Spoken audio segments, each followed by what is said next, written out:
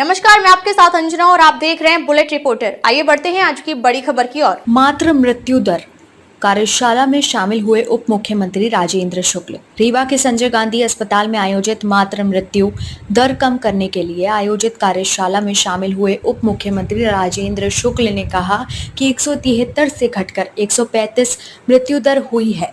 लगातार प्रयासों के बाद ये आंकड़े आए हैं, जिसे 100 से भी कम करने का प्रयास किया जा रहा है। उन्होंने इस दौरान पूरे देश में चलाए जा रहे अनीमिया अभियान पर बात करते हुए कहा कि पूरे हिंदुस्तान में मध्य प्रदेश नंबर 1 है। अनीमिया की जांच में एयर एम्बुलेंस के लिए शुरू की गई वेबसाइट और ऐप के लिए कहा कि उद्देश्य है पूरे मध्य प्रदेश के लोग आसानी से इस योजना का ज्यादा से ज्यादा लाभ ले सके। अब तक 150 से ज्यादा लोग एयर एम्बुलेंस का लाभ ले चुके हैं, जिसमें 46% रीवा संभाग के लोग हैं। हाल ही में रीवा आए कांग्रेस प्रदेश अध्यक्ष जीतू पटवारी के एक बयान पर चुटकी लेते हुए कहा कि कांग्रेस वास्तविकता को स्वीकारती नहीं, वो सच को भी सच नहीं बोलते। मातृ मृत्यु दर कार्यशाला में शामिल हुए उप मुख्यमंत्री राजेंद्र शुक्ल ने कहा कि 1 लाख माताओं में 173 मृत्यु होती है। अब ये 135 हैं। लगातार प्रयासों से इन आंकड़ों में सुधार हुआ है। नेशनल एवरेज 88 है। हमारा प्रयास भी ये आंकड़ा 100 के अंदर लाने का है। आशा कार्यकर्ता घर घर जाकर गर्भवती महिलाओं का पंजीयन करती है, एनएम दवाएं उपलब्ध कराती है, प्रसव पूर्व 3 जांच होती है, जिससे महिला के स्वास्थ्य स्थिति का पता चलता है और आवश्यक इलाज उपलब्ध कराया जाता है। ज़्यादा आती है, बहुत ज़्यादा उससे ग्रसित महिलाएं मिलती हैं। उसको लेकर कहते हैं कि रीवा से का जो डाटा है उसमें बहुत पिछड़ता हुआ रीवा से। उसको अभी पूरे देश में एक अभियान चला है एनीमिया मुक्त भारत, जिसमें किशोरी बालिकाएं भी हैं जो स्कूल में जाती हैं और जो महिलाएं हैं। तो मुझे आपको बताते हुए प्रसन्नता है कि पूरे राज्यों के ने जो एनीमिया मुक्त भारत अभियान चलाया, जिसमें खून की जांच करके एनीमिया किसको कितना है उसका आइडेंटिफिकेशन, फिर आवश्यक मार्गदर्शन, उसमें मध्य प्रदेश हिंदुस्तान में नंबर 1 के राज्य में आया है इस एनीमिया मुक्त भारत अभियान की जांच प्रक्रिया में। और हमारी कोशिश है कि जो एडोलेसेंट गर्ल्स होती हैं, किशोरी बालिकाएं, उस उम्र से ही हीमोग्लोबिन के बारे में उनको जागरूक किया जाए, जिससे वो एनीमिक ना होने पाएँ। और यदि आवश्यक ट्रीटमेंट की आवश्यकता है तो समय रहते ही उनको देना शुरू करें, जिससे वो उस समय से ही मौजूद रहें। तो इसमें अब जो ये काम चला है तो इस परेशानी दूर होगी जो आपने कहा। अब पिछले दिनों आपने अनीमिया को लेकर कहा कि पूरे देश में अभियान चला है अनीमिया मुक्त भारत का।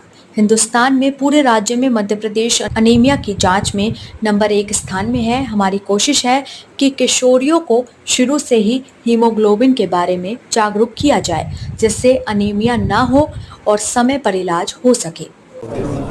प्रशिक्षण तो पहले वो लोग मैंने बताया ना, सही को सही बोले, ये प्रशिक्षण है, और गलत को गलत बोले तो उनके प्रति लोगों का भरोसा बढ़ सकता है। सबसे पहले प्रशिक्षण इस बात का लें, संकल्प लें, हम सही को सही बोलेंगे और गलत को गलत बोलेंगे।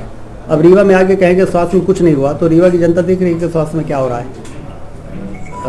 350 करोड़ के वो काम हो रहे हैं। कैंसर अस्पताल बन रहा है टाटा कैंसर के तर्ज पे। मुंबई के टाटा का जो कैंसर हॉस्पिटल है उस पे जो मशीनों से इलाज होता है, वो मशीनें हम रीवा में ला रहे हैं 80 करोड़ की।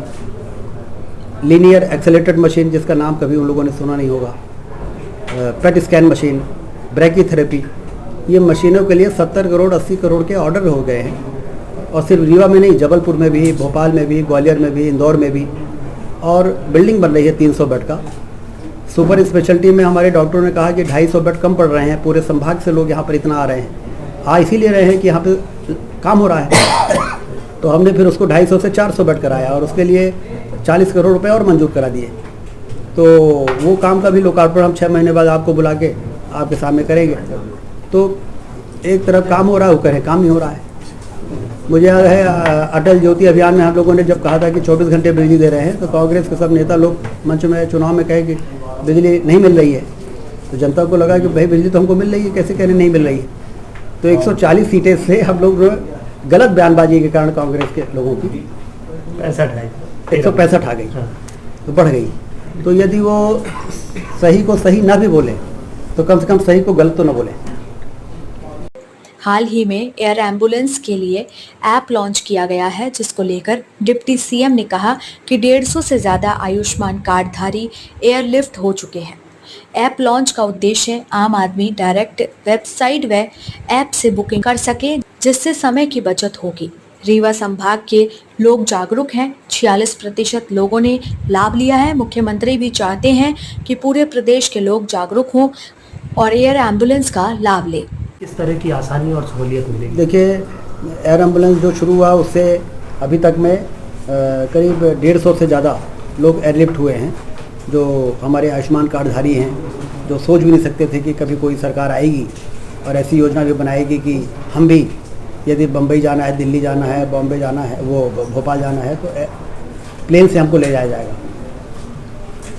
मुझे ये ऐप जारी करने के पीछे उद्देश्य ये था कि इसको आम आदमी के लिए CMHO और डीन के आईडी से जो अप्रोच करने पे होता था, अब वो डायरेक्ट वेबसाइट में और ऐप से वो बुकिंग कर सकेंगे। जब उनकी रिक्वेस्ट आएगी तो ऑटोमेटिकली डीन और कलेक्टर के पास वो मैसेज जाएगा और तत्काल वहाँ से मैसेज वो एयर एम्बुलेंस वाले को जाएगा और जल्दी से जल्दी रिस्पांस टाइम कम हो जाए, इसको किया है। और रीवा संभाग बहुत जागरूक संभाग है। टोटल जितना एयरलिफ्ट हुआ है पूरे मध्य प्रदेश में, उसमें 46% रीवा संभाग के लोगों ने एयर एम्बुलेंस का उपयोग किया है। तो इस सफलता से हमने पूरे मध्य प्रदेश के सभी सांसद विधायकों को, मुख्यमंत्री जी ने भी कहा है, मैंने भी कहा है कि आप इस प्रकार आयुष्मान कार्डधारियों को एयर एम्बुलेंस की सुविधा प्रति जागरूक करें। ये जो ऐप और वेबसाइट में जो अभी हमने लॉन्च किया, उसके पीछे उद्देश्य यह है कि पूरे मध्य प्रदेश के कोने कोने में, झाबुआ, रतलाम, नीमच, इस प्रकार के जो दूर दराज इलाके हैं, जैसे हमारा सिंगरौली और रीवा, ये तो पूरा फ़ायदा ले रहा है, लेकिन बाकी जो दूरस्थ इलाके हैं मध्य प्रदेश के, वो लोग और ज़्यादा इसके प्रति जागरूक हों, ये उद्देश्य है। अभी हाल ही में कांग्रेस के प्रदेश अध्यक्ष जीतू पटवारी प्रशिक्षण कार्यक्रम में भी शामिल होने रीवा पहुंचे थे, जिस पर उन्होंने आरोप लगाया था कि स्वास्थ्य मंत्री रीवा के होने के बाद स्वास्थ्य व्यवस्थाएं बेहतर नहीं हैं, लोग इलाज कराने बाहर जाते हैं। इस आरोप पर डिप्टी सीएम ने कहा कि कांग्रेस के लोगों के साथ समस्या है कि वे वास्तविकता को स्वीकार नहीं करते हैं, इसलिए चुनाव में उन्हें झटका लगता है। वो सही को भी गलत बोलते हैं। डिप्टी सीएम ने प्रशिक्षण को लेकर कहा कि वो सही को सही और गलत को गलत बोलने का प्रशिक्षण ले, जिससे लोगों के बीच भरोसा बढ़ेगा। वो ये संकल्प ले कि सही को सही बोलेंगे। रीवा में कुछ नहीं हुआ बोल रहे हैं, यहाँ की जनता सब देख रही है कि क्या काम हुआ है। यहाँ कैंसर अस्पताल बन रहा है, जहाँ 80 करोड़ की नाशीन लग रही है, जिसका नाम भी उन्होंने सुना नहीं होगा। सुपर स्पेशलिटी में इतने मरीज पहुंच रहे हैं कि बेड की कमी हो रही है। इनके इसी बयानबाजी के कारण 140 से 165 सीट आई थी। बुलेट रिपोर्टर के लिए ब्यूरो रिपोर्ट, रीवा, मध्य प्रदेश।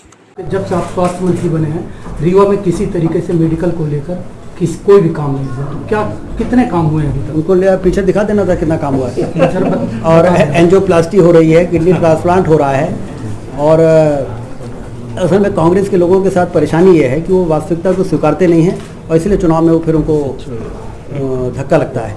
वास्तविकता को सुधारेंगे, सही को सही बोलें, गलत को गलत बोलें, तो सही को भी गलत बोल देते हैं, इसलिए उनका नुकसान हो रहा है। उन्होंने भाजपा को कैंसर भी बताया, भाजपा की तुलना कैंसर से की। फ्रस्ट्रेशन है, लगातार हो रही हार के कारण। जब वेस्ट बंगाल जैसे राज्यों में एक सीट नहीं मिलती है तो फ्रस्ट्रेशन होगा तो ऐसे बयान आएंगे। अब तक के लिए बस इतना ही, फिर मिलते हैं कुछ ऐसी ही बड़ी खबर के साथ। तब तक के लिए नमस्कार और देखते रहिए बुलेट रिपोर्टर। अगर आपको वीडियो पसंद आई हो तो लाइक करें व शेयर करें। ऐसे लेटेस्ट अपडेट पाने के लिए बेल आइकन प्रेस करना ना भूलें। अगर आप हमें फेसबुक या फिर इंस्टा के माध्यम से देख रहे हैं तो हमारे पेज को फॉलो जरूर करें। धन्यवाद। नए वीडियोस एवं ताज़ी खबरें मिलती रहें, इसके लिए हमारे चैनल को लाइक, शेयर और सब्सक्राइब करना ना भूलें।